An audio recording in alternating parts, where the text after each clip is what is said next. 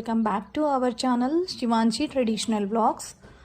ముందు వీడియోలో పోస్ట్ చేసిన దానికి ఆ వీడియోకి కంటిన్యూషన్ వీడియో ఇది పార్ట్ 2 కింద చేశానండి. వీడియో లెంత్ అయిపోతుందని చెప్పేసి. సో అదేనండి, పూజా గదిని ఎలా శుభ్రం చేసుకోవాలి, ఎప్పుడు శుభ్రం చేసుకోవాలి, మన ఆడవారికి ఆటంకం అనేది వస్తుంది కదా 5 డేస్కి. ఆ 5 డేస్కి అయిపోయిన తర్వాత మనం ఏమేం ఫాలో అవ్వాలి అనేది ఈ వీడియోలో నేను మీకు క్లియర్గా ఎక్స్ప్లెయిన్ చేశాను.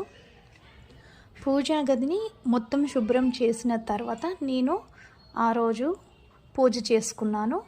ఆ పూజ చేసుకున్న తర్వాత ఇలా అయితే నా పూజ గది అనేది కనిపిస్తూ ఉంది. సో మీకు లాస్ట్ వీడియో చూసారు కదా మీరు, పూజా గదిని పార్ట్ 1 కింద ఎలా శుభ్రం చేసుకోవాలి, దానికి కంటిన్యూషన్ వీడియో ఇది.